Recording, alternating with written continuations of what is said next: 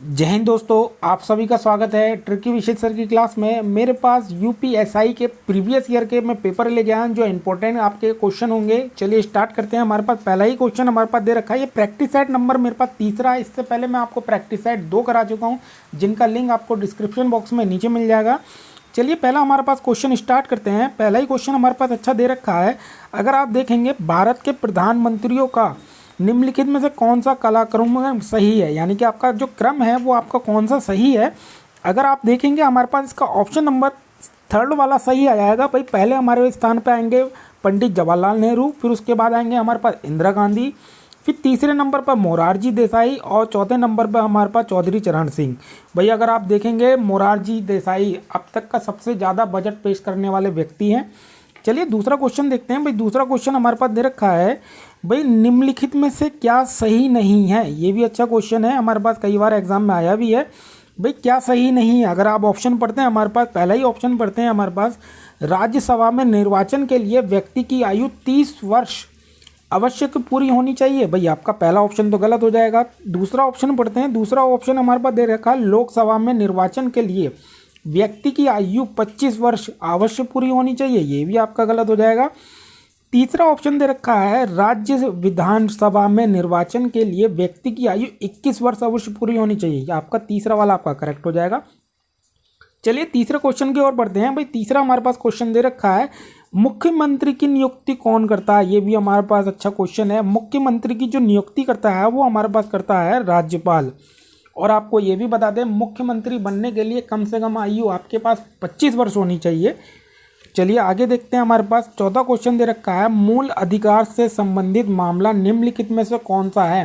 भाई मूल अधिकार से संबंधित हमारे पास मामला कौन सा है। अगर आप ऑप्शन पढ़ते हैं, गोलखनाथ बनाम पंजाब रा 1967, यानी कि पहला वाला ही आंसर हो जाएगा। पांचवा हमारे पास क्वेश्चन दे रखा है, भारत में किस प्रकार की आपात स्थिति अभी तक केवल एक बार लागू की गई है। ये भी हमारे पास अच्छा क्वेश्चन है। अगर आप ऑप्शन पढ़ते हैं, इसके ऑप्शन नंबर हमारे पास पहला दे रखा है, आंतरिक आपात स्थिति। दूसरा ऑप्शन दे रखा है, राज्य आपात स्थिति, ब्राह आपात स्थिति, फिर वित्तीय आपात स्थिति। इसका पहला वाला आपका ऑप्शन सही होगा, आंतरिक आपात स्थिति, यानी कि पहला वाला ऑप्शन करेक्ट हो जाएगा। छठा क्वेश्चन मेरे पास दे रखा है, गोल्डन हैंड शेक स्कीम किससे संबंधित है। ये भी हमारा पास अच्छा क्वेश्चन है। भाई गोल्डन हैंड शेक स्कीम किससे संबंधित है, ऑप्शन पढ़ लेते हैं इसके। विदेशी कंपनियों को आमंत्रित करना, भाई आपका पहला तो गलत हो गया। दूसरा ऑप्शन दे रखा है, सार्वजनिक उद्यमों में हमारे पास निजी निवेश, ये भी आपका गलत हो गया। तीसरा ऑप्शन हमारे पास दे रखा है, संयुक्त उद्यम स्थापित करना, ये भी आपका गलत हो गया। भाई बच्चा मेरे पास चौथा वाला, स्वैच्छिक सेवानिवृत्त, यानी कि आपका चौथा वाला ही आपका सही हो जाएगा। चलिए सातवां क्वेश्चन की ओर बढ़ते हैं। भाई हमारे पास सातवां क्वेश्चन दे रखा है, भाई भारत के भुगतान संतुलन को किसके द्वारा ठीक किया जा सकता है। भाई भारत के भुगतान संतुलन को जो ठीक किया जाता है वो किसके द्वारा किया जाता है। ऑप्शन पढ़ लेते हैं, मुद्रा अवलोकन या मुद्रा अवमूल्यन। और बी ऑप्शन दे रखा है, प्रबल निर्यात संवर्धन। सी ऑप्शन दे रखा है, आयात प्रतिस्थापन। और हमारे पास डी ऑप्शन दे रखा है हमारे पास सभी। अगर आप देखेंगे इसका सभी आपका करेक्ट आंसर हो जाएगा। चलिए आठवां क्वेश्चन की ओर पढ़ते हैं, भारत में पूंजी प्रधान उद्योग का सर्वोत्तम उदाहरण कौन सा है। ये भी हमारे पास अच्छा क्वेश्चन है। वस्त्र उद्योग है, इस्पात उद्योग है, पर्यटन उद्योग है, या खेलकूद उद्योग के सामान का उद्योग है। अगर आप देखेंगे ऑप्शन नंबर मेरे पास इसका बी वाला सही होगा, इस्पात उद्योग। चलिए नमा क्वेश्चन देखते हैं। भाई नमा क्वेश्चन हमारे पास दे रखा है, निम्नलिखित में उल्टे यू आकार का एक वृक्क कौन सा है। भाई हमारे पास है औसत लागत, यानी कि ऑप्शन नंबर हमारे पास पहला ही सही हो जाएगा। 10वें क्वेश्चन की ओर बढ़ते हैं, प्रति व्यक्ति आय बराबर हमारे पास क्या होता है। ये भी अच्छा क्वेश्चन है, कई बार हमारा एग्जाम में रिपीट भी हुआ है। एसएससी में हमारे पास क्वेश्चन आ चुका है, ये हमारे पास यूपीएससी में भी आ चुका है आपका क्वेश्चन, और इलाहाबाद हाई कोर्ट में भी आपका क्वेश्चन आया है।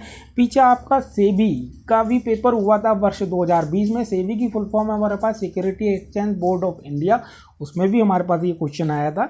चलिए इसके हमारे पास ऑप्शन देखते हैं। अगर आप देखेंगे ऑप्शन के आधार पर हमारे पास पहला ही वाला सही होगा, निवल राष्ट्रीय आय बटे कुल जनसंख्या। चलिए 11वां क्वेश्चन देखते हैं। भाई 11वां क्वेश्चन हमारे पास दे रखा है, निम्नलिखित जोड़ों पर विचार कीजिए, यानी कि आपका कौन सा जोड़ा सही है। अगर आप देखेंगे हमारे पास ऑप्शन नंबर हमारे पास केवल तीसरा वाला सही है, यानी कि मानस और ब्रह्मपुत्र। ठीक है, ये सहायक नदी है और मुख्य नदी कौन सी है? ब्रह्मपुत्र है। ठीक है, आगे हमारे पास दे रखा है 12वां क्वेश्चन दे रखा है हमारे पास, भारत का सबसे बड़ा संघ राज्य कौन सा है? ये भी हमारा अच्छा क्वेश्चन है। अगर आप ऑप्शन पढ़ते हैं, चंडीगढ़ है, पुदुचेरी है, अंडमान और निकोबार द्वीप समूह है, या आपका लक्षद्वीप है। अगर आप देखेंगे ऑप्शन नंबर हमारे पास सी वाला बैठेगा इसका करेक्ट आंसर, अंडमान और निकोबार द्वीप समूह। चलिए 13वें क्वेश्चन की ओर बढ़ते हैं। भाई 13वां क्वेश्चन मेरे पास दे रखा है, आकस्मिक बाढ़ का संबंध किससे है? ये भी हमारे पास अच्छा क्वेश्चन है। वर्ष 2021 का जो हमारे पास हाल ही में जो तूफान आया है ताउते, इसने हमारे पास बहुत तबाही मची हुई है। मैं आपको सभी से रिक्वेस्ट करूंगा, कोरोना काल के मद्देनज़र रखते हुए आप सभी पे घर पर ही रहिए और अपनी सेफ्टी का ध्यान रखिए। चलिए आगे देखते हैं हमारे पास आकस्मिक बाढ़ का संबंध किससे है। अगर आप देखेंगे ऑप्शन पढ़ते हैं, भाई झुंडर तूफान ये आपका गलत हो जाएगा, और चक्रवाती तूफान, हाँ ये इसका बी वाला आपका करेक्ट होगा। और आपसे क्वेश्चन इसमें करंट अफेयर का क्वेश्चन कैसे पूछ सकता है? वर्ष 2021 में आए भयंकर तूफान का नाम क्या है? उसका नाम है ताउते।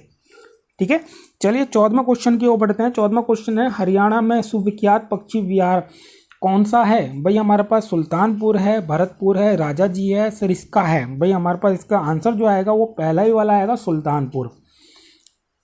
15वां क्वेश्चन देखते हैं, भारत के भौगोलिक मानचित्र कौन तैयार करता है? ये भी हमारे पास अच्छा क्वेश्चन है।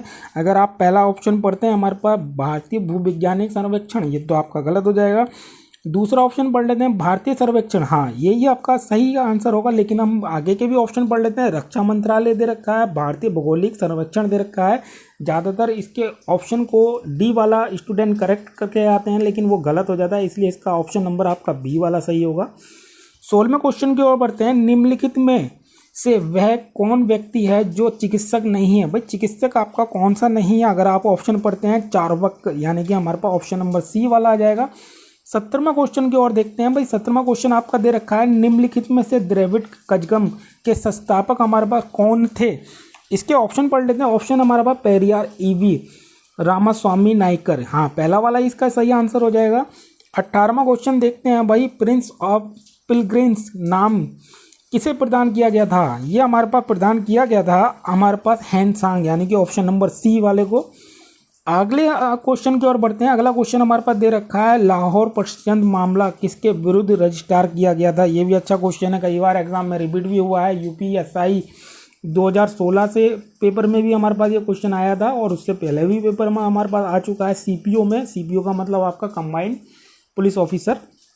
चलिए दोबारा क्वेश्चन पढ़ लेते हैं। हमारे पास क्वेश्चन दे रखा है, लाहौर प्रचंड मामला किसके विरुद्ध रजिस्टर किया गया? भाई ये हमारे पास जो रजिस्टर किया गया था ये हमारा क्या गया था? भगत सिंह के, यानी कि ऑप्शन नंबर बी। और 20वां क्वेश्चन दे रखा है, दिल्ली में मुगल साम्राज्य की नींव निम्नलिखित में से किस लड़ाई के परिणाम स्वरूप पड़ी? ये भी हमारा अच्छा क्वेश्चन है। ये हमारे पास जो नींव पड़ी थी वो पानीपत की पहली लड़ाई की है, यानी कि ऑप्शन नंबर हमारे पास डी वाला आंसर हो जाएगा। 21वें क्वेश्चन की ओर बढ़ते हैं। हमारे पास 21वां क्वेश्चन दे रखा है, धातु की चायदानियों में लकड़ी के हैंडल क्यों लगे होते हैं? भाई ये भी अच्छा क्वेश्चन है, ये क्यों लगे होते हैं? अगर आप ऑप्शन पढ़ते हैं, लकड़ी ऊष्मा का कुचालक होती है इसलिए लगे होते हैं। ऑप्शन नंबर इसका पहला वाला ही आंसर हो जाएगा। ये यूपीएसआई 2021 के जितने स्टूडेंट तैयारी कर रहे हैं उसके लिए इंपॉर्टेंट है। ये प्रीवियस ईयर के मैं पेपर लेके आ रहा हूँ। ये हमारे पास प्रैक्टिस सेट नंबर 3 है। इससे पहले मैं आपको प्रैक्टिस सेट 2 करा चुका हूँ, जिनका लिंक आपको डिस्क्रिप्शन बॉक्स में नीचे मिल जाएगा। अगर जानकारी आपको अच्छी लगी हो प्लीज़ लाइक कीजिए, शेयर कीजिए और सब्सक्राइब करना ना भूलें। धन्यवाद।